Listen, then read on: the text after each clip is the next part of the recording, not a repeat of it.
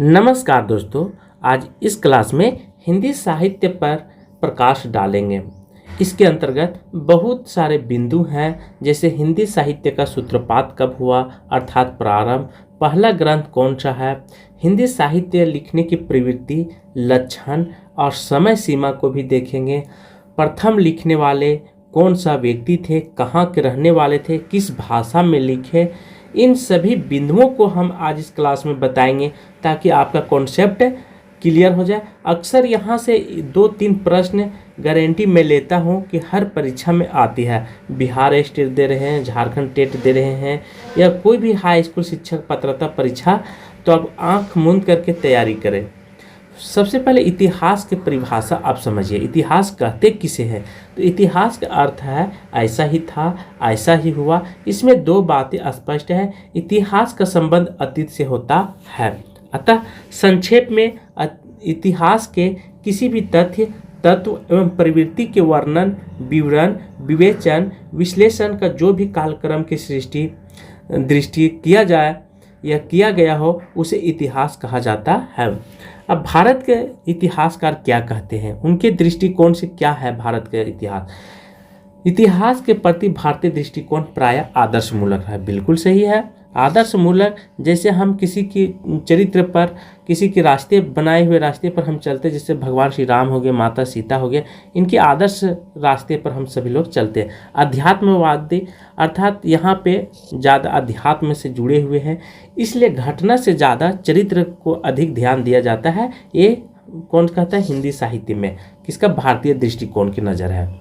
उसी प्रकार एक महान दार्शनिक हुए कांत, वो क्या कहते हैं इतिहास के बारे में कि सृष्टि का बाह्य विकास प्रकृति के आंतरिक विकास प्रक्रिया का प्रतिबिंब मात्र होता है। ये कांत का कथन था। ये सब कथन आपको ध्यान रखना है। यहाँ से प्रारंभ होता है हिंदी साहित्य लिखने की प्रवृत्ति। तो किन किन चीज़ों पर आधारित है हिंदी साहित्य? तो हिंदी साहित्य के इतिहास लेखन की पद्धति वर्णक क्रम पद्धति पर सबसे पहले स्टार्टिंग हुआ। इस पद्धति में लेखन को एक कवियों का परिचय, उनके नाम और वर्णों के क्रम से सजाया गया था। ठीक है, मतलब सबसे पहले वर्णों के क्रम पर स्टार्टिंग किया, लिखने का सूत्रपात हुआ। डॉक्टर नगेंद्र हजारी प्रसाद द्विवेदी इस कथन में जैसे दोनों का अंतर क्या है सो समझिए। वर्ण क्रम अनुसार होता है कि जैसे न से नगेंद्र, ह से हजारी प्रसाद, तो दोनों को देखिए यहाँ पे लिखा हूँ। तो समय सीमा अलग अलग होने के बावजूद वर्ण क्रम अनुसार रहने से क्या होता है, उतना सहपाठियों, उतना श्रोताओं को पढ़ने में अच्छा नहीं लगता था। कोई कालखंड यदि 200 साल पहले घटा है किन्हीं कवि को और नाम पहले है तो उनको पहले रख दिया गया, ये बिल्कुल गलत है। इस पद्धति में कालक्रम अलग अलग होने के बाद भी कवियों को एक साथ रखा जाता है। कालक्रम मतलब समय सीमा। जैसे कबीर और केशव, देखिए कबीर जो है वो तो दोनों अलग अलग कालक्रम के हैं। जैसे एक है भक्ति काल का और दूसरा क्या है, रीति काल का। कबीर जो है से भक्ति काल के हैं, ठीक है, उनका जन्म भक्ति काल के समय चल रहा था, उस समय उनका एथी हुआ था, पूरा साहित्य लिखे थे। और केशव रीति काल के। अब देखिए दोनों का कैसे तालमेल हो सकता है। यदि वर्ण क्रम अनुसार हम लिखेंगे तो दोनों को सेम हो जाएगा, लेकिन समय देखेंगे तो आगे पीछे जन्म लिए हैं, ठीक है। तो इसीलिए ये क्या हो गया, ये बिल्कुल उतना स्पष्ट और उतना सटीक नहीं हो पाया। Doctor CC. सिंगर, ग्रासादत्त त्रासी इस पद्धति का प्रयोग किए थे। कौन कौन? 2 कवि का नाम आप रखिएगा ध्यान, सी.सी. सिंगर और ग्रासादत्त त्रासी का, दोनों इन्होंने लिखा है। इन उपयोगी दोषपूर्ण माने जाते हैं। क्या हो गया? दोषपूर्ण हो गया इनका ग्रंथ। उसी प्रकार कालक्रम अनुसार इस पद्धति पर कवियों एवं लेखकों का विवरण ऐतिहासिक कालक्रम अनुसार तिथि क्रम से होता है। रचना की जन्म तिथि को आधार बनाकर इतिहास ग्रंथ में उनका क्रम निर्धारित किया जाता है। जैसे जॉर्ज ग्रियर्सन, ठीक है, जॉर्ज ग्रियर्सन और मिश्र बंधु 3 भाई हुआ करते थे। इस पद्धति का प्रयोग किया, बहुत इंपॉर्टेंट। यदि पूछेगा कालक्रम अनु पद्धति का किसने प्रयोग किया, तो सर्वप्रथम जॉर्ज ग्रियर्सन और मिश्र बंधु। वैज्ञानिक पद्धति, एक होता है वैज्ञानिक पद्धति। इस पद्धति में इतिहासकार लेखक पूर्णतः तटस्थ रह करके तथ्यों का संकलन करता है तथा तथ्यों को क्रमबद्ध व्यवस्थित करके प्रस्तुत करता है। इस पद्धति में क्रमबद्ध तथा तथ्यों को पुष्टता अनिवार्य है। वैज्ञानिक पद्धति भी दोषपूर्ण है, क्योंकि इतिहास लेखन तथ्यों को नहीं बल्कि व्याख्या और विश्लेषण की मांग करता है। साहित्य देखिए, साहित्य तो व्याख्या की मांग करेगा, बिल्कुल करेगा। अब यहाँ पे ऐसा थोड़ी कि साहित्य में हम ईस्वी सन लिख देंगे और कुछ न दें, कुछ विवरण न करें, उसको स्पष्ट तरीके से हम समझाएंगे नहीं, तो हो सकता है केवल 1960 या 1860 लिख देने से काम नहीं चलेगा। तो वैज्ञानिक पद्धति के लिए क्या हो गया, ये भी दोषपूर्ण है। वैज्ञानिक पद्धति व्याख्या मांगता है, विश्लेषण मांगता है, इन दोनों बिंदुओं को ध्यान में रख करके अब यहाँ पे देखिए, हिंदी साहित्य का प्रमुख इतिहास लिखने का परंपरा जो है वो कब से स्टार्टिंग होता है, आपको ध्यान रखना है। तो 19वीं शताब्दी, ठीक है, 19वीं शताब्दी से पूर्व विभिन्न कवियों लेखकों द्वारा अनेक ऐसे ग्रंथ की रचना हो चुकी थी, जिनमें से हिंदी के विभिन्न कवियों के जीवन वृत्त एवं कवित्व का परिचय दिया जाता है। जैसे 252 वैष्णव की वार्ता, भक्तमाल, कविमाल, कालिदास हजारा। लेकिन इनमें से कालक्रम, सन, संवत आदि का अभाव होने के कारण इन्हें इतिहास का संज्ञा नहीं दिया गया। क्या दिया गया? इतिहास का संज्ञा नहीं दिया गया। हिंदी साहित्य का पहला प्रयास एक फ्रेंच विद्वान ग्रासा द त्रासी का समझा जाता है। सबसे पहला व्यक्ति है, कौन है? ग्रासा द त्रासी। ध्यान रखेंगे, बहुत इंपॉर्टेंट है। ये कहाँ के रहने वाले थे? तो फ्रांस के रहने वाले थे, इसलिए इनको फ्रेंच बोला जाता है। फ्रेंच भाषा में लिखे थे। उस ग्रंथ का नाम क्या था, यह भी आपको ख्याल रखना है। तो उस ग्रंथ का नाम था इस्तेवार द लिटरेचर, ये हिंदुस्तानी नाम था। बहुत इंपॉर्टेंट है, इसे आप आंख मूंद करके रट लेंगे। किनके द्वारा लिखा गया था? ग्रासा द त्रासी के द्वारा, इसीलिए बार बार हम आपको बता रहे हैं। इसमें हिंदी और उर्दू के अनेक कवियों का जिक्र किया गया है। वर्ण क्रम अनुपद्धति का इन्होंने प्रयोग किया है। इसका प्रथम भाग 1839 में और दूसरा भाग 1847 ईस्वी में आया था। मोस्ट इम्पोर्टेंट है, ध्यान रखेंगे, बहुत बार परीक्षा में आया हुआ है, क्योंकि यहाँ से हिंदी साहित्य का मुख्य बिंदु हो जाता है। तो इन बिंदुओं को भी आपको ध्यान रखना है कि प्रथम भाग 1839 में और द्वितीय भाग 1847 ईस्वी में प्रकाशित हुआ था। किसका? तो इस्तेवार द लिटरेचर, ये हिंदुस्तानी। किनके द्वारा?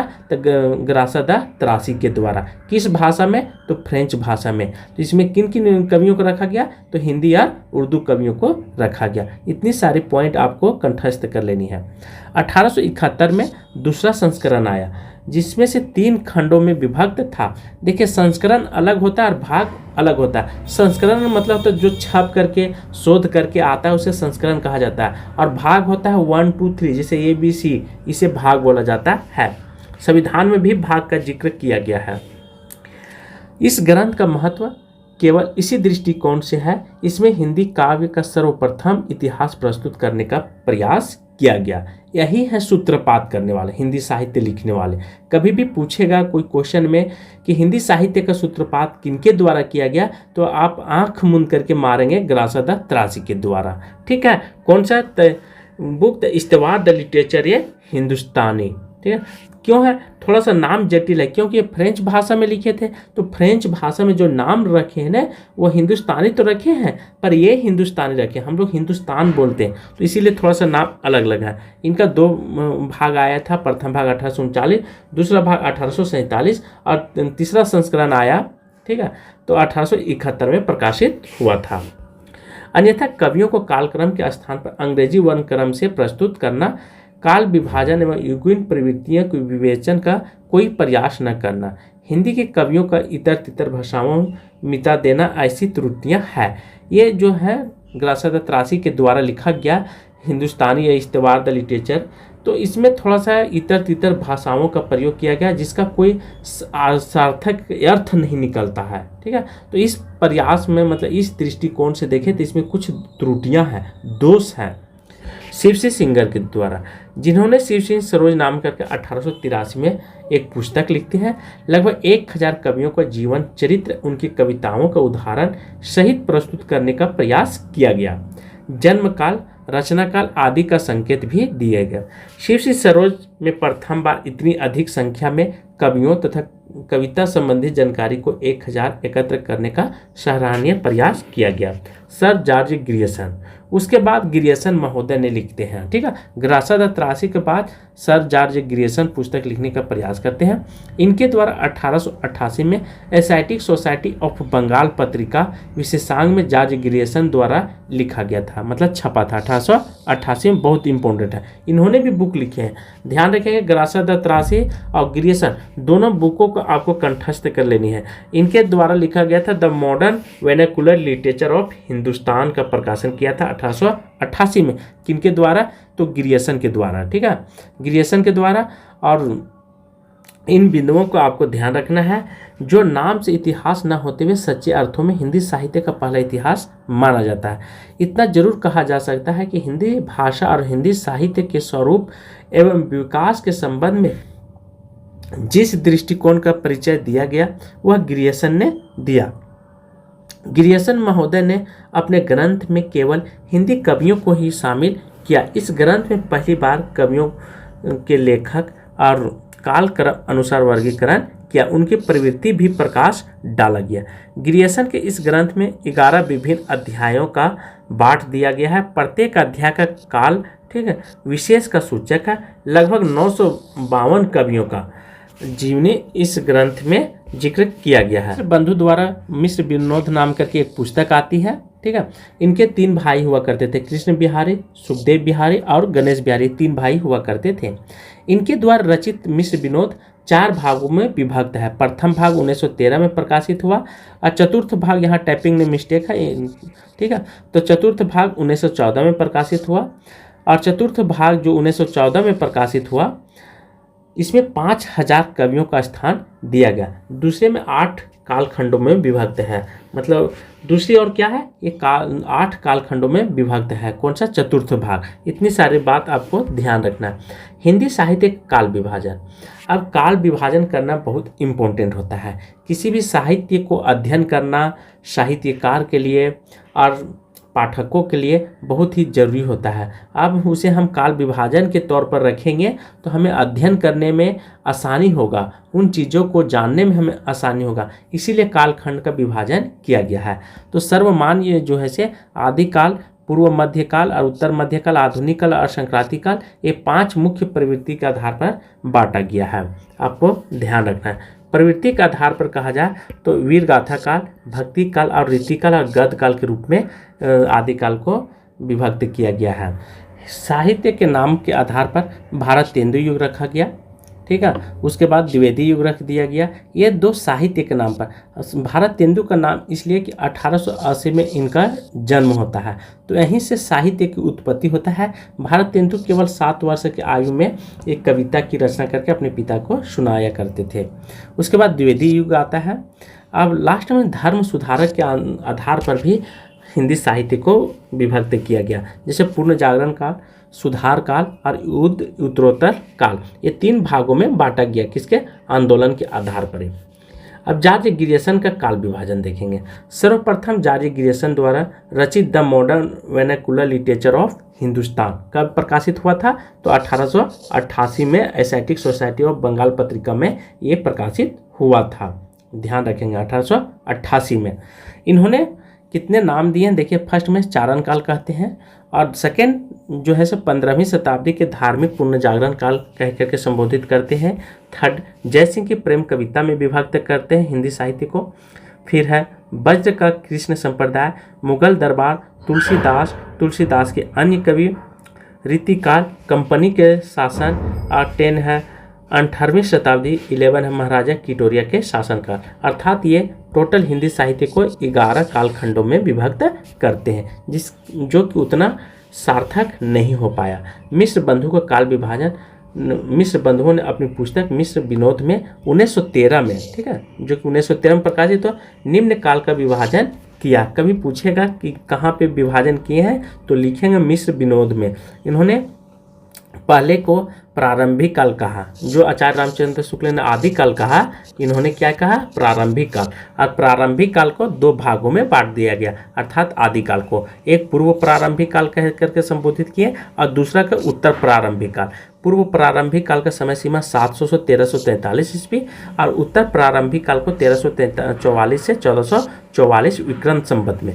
विक्रम संवत यदि ईस्वी सन में आपको लाने की बारी आएगा को बोलेगा तो 57 आप माइनस कर दीजिएगा। सेकेंड है माध्यमिक काल, जी ठीक है, माध्यमिक काल जो कि हम लोग रीति काल के नाम से भक्ति काल के नाम से हम लोग जानते हैं। तो ये पूर्व माध्यमिक काल 1445 से 1560 और प्रौढ़ माध्यमिक काल 1561 से 1680 विक्रम संवत तक मानते हैं। ठीक है, कौन, तो मिश्र बंधु के द्वारा। अब बात करेंगे अलंकृत काल। अलंकृत काल जो है, पूर्व अलंकृत काल को इन्होंने भी दो भाग में बांटा, एक पूर्व अलंकृत काल कह करके संबोधित किए हैं और एक उत्तर अलंकृत काल। तो आपको रटना नहीं है, जैसे अलंकृत काल कह देगा तो आप ध्यान रखेंगे पूर्व अलंकृत काल होता है और एक उत्तर अलंकृत काल होता है, केवल एक एक वर्ष का। जैसे यहाँ पे 1681 से 1790, देखिए 1790 91 से 1899, मतलब एक एक वर्ष को आपको आगे बढ़ा करके दिमाग लगाना है। ठीक है, इनके द्वारा यह काल विभाजन किया गया है। तो ये सब है से मिश्र बंधुओं के द्वारा काल विभाजन किया गया है, आपको ध्यान रखना है। एक है परिवर्तन काल। परिवर्तन काल क्यों नाम रखा गया, 1890 के बाद जब 1857 का क्रांति आया, ठीक है, तो देश में एक नई चेतना का विकास हुआ, नई लहर उत्पन्न हो गई, तो इसीलिए इसे परिवर्तन काल के रूप में देखा गया। तो 1890 से 1925 विक्रम संवत तक और वर्तमान काल 1926 से अब तक माने जाने लगा। ठीक है, तो ये वर्तमान काल हुआ। अधिकतर साहित्यकारों ने इस लक्ष्य को आधार बना करके विभाजन किया है। आदिकाल 17वीं शताब्दी के मध्य 14वीं शताब्दी तक चला था, ये मोटे मोटे तौर पर आपको समझना है। और भक्ति काल 14वीं शताब्दी से 17वीं शताब्दी तक चल रहा है, ये आपको संक्षिप्त में जानकारी रखना है। और रीतिकाल 17वीं शताब्दी से 19वीं शताब्दी के मध्य तक चला था और आधुनिक काल 19वीं शताब्दी के बाद चला था। 1857 के क्रांति के बाद पूर्ण जागरण काल 1857 से 1900 ईस्वी तक और जागरण सुधार काल जो 1900 से 1918 ईस्वी तक चला था। ठीक है, और छायावाद प्रगति प्रयोग काल 1918 से 1938 ईस्वी। नवलेखन का समय सीमा 1953 से अब तक मानी जाती है, इसे मोटे तौर पर आपको समझना है। और अब बात करेंगे रामकुमार वर्मा का काल विभाजन। डॉक्टर रामकुमार वर्मा ने अपने इतिहास ग्रंथ हिंदी साहित्य का आलोचनात्मक इतिहास 1938 ईस्वी में निम्न प्रकार से काल विभाजन करते हैं। पहला संधि काल 1750 से 1000 विक्रम संवत तक। उसके बाद रामकुमार वर्मा क्या कहते हैं, संधि काल, जो कि ये रामचंद्र शुक्ल इसे आदिकाल कह करके संबोधित करते हैं, आपको ध्यान रखेंगे। और चारण काल जो 1000 विक्रम संवत से 1375 विक्रम संवत तक चलता है। ठीक है, उसके बाद भक्ति काल 1375 से 1700 ईस्वी तक चलता है और रीति काल 1700 से 1900 तक चलता है। भक्ति काल तो चल ही गया है यहाँ पे, तो एक अलग तरह से ये कालखंड को विभक्त करते हैं। ठीक है, एक आधुनिक काल दे देते हैं। और बहुत सारे आचार्य रामचंद्र शुक्ल ने केवल 4 ही कालखंडों में विभक्त किए हैं। ठीक है, और ये आधुनिक काल भी दे देते हैं 1900 से 1900 अब तक ले। संधि काल में उन्होंने अपभ्रंश की रचनाएं संविष्ट की है। आचारण काल और शुक्ल जी के वीरगाथा काल का कोई मौलिक अंतर नहीं है। वीरगाथाओं की रचयिता चारण कहलाते हैं। शुक्ल जी ने नामांकन रचना की प्रवृत्ति के आधार पर किया है, जबकि डॉक्टर वर्मा ने रचना के आधार पर किया है। बात करेंगे गणपति चंद्र गुप्त का काल विभाजन। इनमें हिंदी साहित्य के वैज्ञानिक इतिहास 1965 ईस्वी में, ठीक है, 1965 ईस्वी में निम्न काल का विभाजन किया। प्रारंभिक काल 1184 से 1350 ईस्वी। मध्य काल को इन्होंने 2 भागों में बांट दिए, किन्होंने गणपति चंद्र के गुप्त ने। कौन कौन, पूर्व मध्य काल और एक उत्तर मध्य काल। पूर्व मध्य काल का समय सीमा 1350 से 1600 ईस्वी और उत्तर मध्य काल का 1600 से 1857 ईस्वी तक माने जाते हैं। आधुनिक काल 1857 से, ध्यान रखेंगे, 1965 ईस्वी तक। और उसी प्रकार आचार्य रामचंद्र शुक्ल का बहुत इंपॉर्टेंट है, कभी भी पूछेगा कि आचार्य रामचंद्र शुक्ल के द्वारा कितने कालखंडों में विभक्त किया गया, तो आपको ट्रिक लगाना है, ध्यान रखना है कि इनके द्वारा जो है से 4 कालखंडों को विभक्त किया गया था। कौन कौन? आदि काल को वीरगाथा काल कह करके संबोधित करते हैं और ये सब विक्रम संवत में है। 1050 से 1375 ईस्वी तक है। इसी नाम को सर्वमान्य माना गया है, सर्वसम्मति भी दिया गया है। पूर्व मध्य काल को भक्ति काल कहते हैं, 1375 से 1700 विक्रम संवत तक। उत्तर मध्य काल रीति काल 1700 से 1900 विक्रम संवत तक। और आधुनिक काल गद काल 1900 से 1984 विक्रम संवत तक माना जाता है।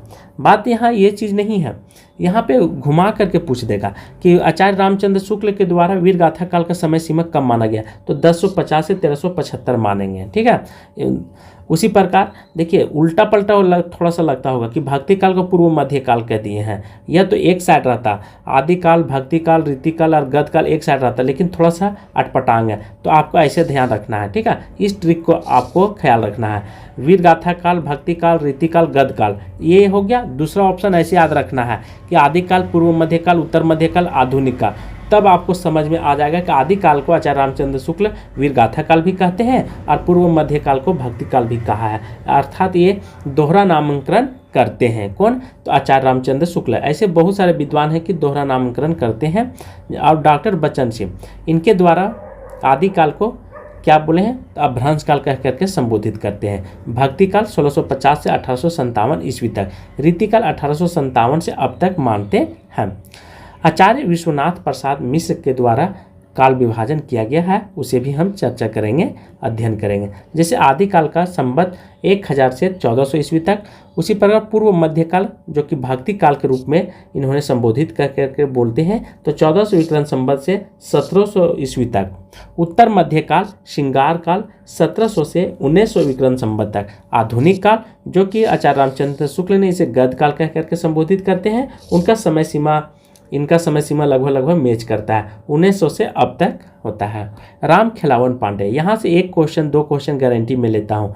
राम खिलावन पांडे 1000 से 1400 ईस्वी तक, संयोजन काल 1401 से 1600 ईस्वी तक, संवर्धन काल 1601 से 1800 ईस्वी तक मानते हैं। संचयन काल 1801 से 1900 ईस्वी तक माने हैं। कौन? राम खिलावन पांडे।